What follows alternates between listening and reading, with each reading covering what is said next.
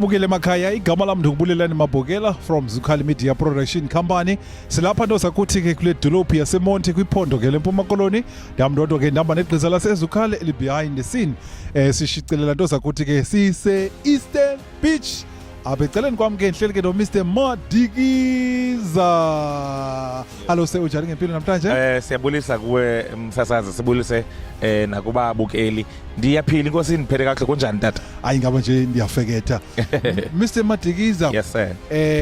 Siqala kuqala usicacisele ubana ngoba noma wethu Madikiza ngoba siyambona pha kumakhasi onxibelelwano, siyambona kwi-National TV kuba imvume yalapha Eastern Cape, imvume yalapha eSouth Africa edumileyo kweli loMzantsi Afrika. I think Mr Mabhokela sowundenzele lula xa usithi uma wethu Madikiza imvumi inzalelwane yalapha eMonti, zalelwa lapha eMdantsane, ndakhulela khona. Ndingathi ke xa ndibala indawo zokuzalelwa ke ndingathi komamdantsane NU2 eMdantsane, ePostam ndikhulele khona, eTsholomnqa ndikhulele khona, kwindawo mandithi ke ubomi bam revolver around East London nje. Ndiyinzalelwana yalapha eMonti, ndifunde apha ke zonke bonke ubomi bam boba lapha. Ndade nokufika kwelizinga loba ndibe kanti ndiyimvumi eyaziwayo, ndiqale apha eMonti. So ndikhulele apha eMonti, uma wethu Madikiza inzalelwane yalapha. Dikhe ikhona ke ialbum wayikhuphile yayi trenda kakhulu noma ithi yesilanga lomphefumulo. Khawusibalisele brief njengala album. Uba ndingakuchazela wena Mr Mabhokela inyani yobana la album yami yesithathu. Ndingakuchazela nje into ethi ndineminyaka Mr Mabhokela engapha kwi-21 years ndikule industry. Ndisebenze as backing vocalist iminyaka eyi-13. Ndisebenza ne-artist ezifana noSisikhanyisa, oTata uMalibongwe Gcwabe, oTata uVeluswas K, no Reverend Komfa, nabanye abazalwana abaninzi abacula igospel, nabasuka omama ohlenge wemhlaba besuka from komaRhawuti nakomaDurban. Xa befika apha bafika ndibe i-backing vocalist yabo. Ndizama ukuthi ndikhe ndasebenza emva kwezinye artist for iminyaka eyi-13 years yonke. Emva kokuba ndaqala ngo-2012 ndakhupha i-album yami yokuqala eyayinengoma ke ethi, ndiqinisekile abantu babengayazi uba ingoma kabani leyo. La ngoma yayisithi Lord you are worthy to be praised. Yayikwa ngumawethu Madikiza nalo. I-album yami yesithathu le ethi Yesulanga lomphefumulo. So umuntu lona kudala ekhona kulomkhakha we-industry yomculo wegospel. Into endithandayo wena mntu usibukele apha ekhaya uthi usebenzile ke nabantu ke sibaziyo, umama uhlenge wemhlaba Dr Khanyisa, into zakuthi ke nabanye ke oTata uMalibongwe Gcwabe. Idlondo leyo une foundation econcrete kuba ndazazi ke nezo artist. Kule nyanga siya kuyo sizothi siqale phaya ngemonth end. Ndivile ke uzabona umsitho omkhulu uzabe ulapha ke kule dolophu yaseMonti. Ubonakala ukuthi iEast London iphondo lethu uyalithanda. Kasicacisele ngalomsitho wakho umhle uzayo. Enkosi Mabhokela, nge-31st kaMeyi ndiyabe ndinomsitho omkhulu apha eMonti. After a long time wena mntaka Mabhokela ndingasekho kwi-industry, uyayazi uba ke kuba khona ixesha loba izinto uzenze and then bendikhe ndaba yi-family man. Uyabona, ndazama ukuba indoda ichatile mos, yaqona. Ndazama ukulungisa ke izinto zekhaya, but ngoku noko sesisetlishile and I am coming back once again. And ndithe mandibuye apha ekhaya ndizokuthi because kudala abantu basekhaya besithi siyakukhumbula ithini into yakho, siyacela uba ubuye tonto. Ndizama ukuthi ke imithandazo yabantu nabalandeli bakamawethu Madikiza ifezekisile ngoba nge-31st kaMeyi sisabe sinengxikela apha eFaith Alive apha eMonti. Qhude manikiniki kuzabe kumanzi nte, ndingatsho ngelivakalayo. Sinomqhamsholo ithi into a worship of war. Inobangela walento wena mntaka Mabhokela into yobana kuba khona izinto esizithembayo njengoba kwi-gospel, mhlawumbe sithi umthandazo, ukushunyayezwa nezinye izinto, kodwa asiyazi ukuba i-worship le ikhe isetyenziswe njengesixhobo sokulwa kwilizwe lakamoya. Nantsi ke into endizokuyi-introducer ma-Eastern Cape amahle, ma-Buffalo City amahle, i-worship of war.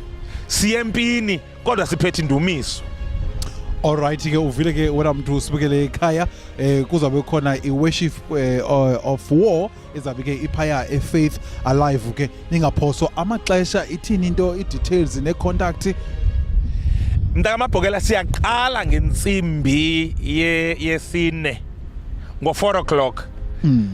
Phaya andihambi ndedwa, bakhona abazalwane that I always work with njengoba besenditshilo ndathi kule industry njengoba it has been a while ndisebenza nabo. Osisiphuthuma kaThiso all the way from eJohannesburg, osisincebakazi Msomi uzabe khona bayamazi from iJoya Celebration, osesethu Maneli from APE, uMahle Dayile our own from apha eBuffalo City, nefako lakuthi ozayo kaNdamase uyawube ekhona. Ndiyabe ndikhatshwa ngabo, ilizwi lizabe lilinzi nalo. uBishop Mngqaso will be one of abantu ababeshare izwi nonkosikazi lo wami uyawube ekhona.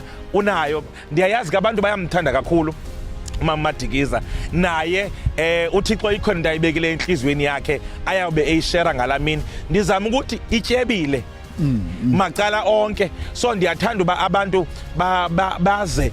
Kukhona abantu ke mntakamabhokela abasuka eMthatha, kukhona abantu abasuka, kukho itaxi ezisuka eBhayi eGqeberha ezizayo, kukhona abazalwane abasuka from Cape Town that are coming.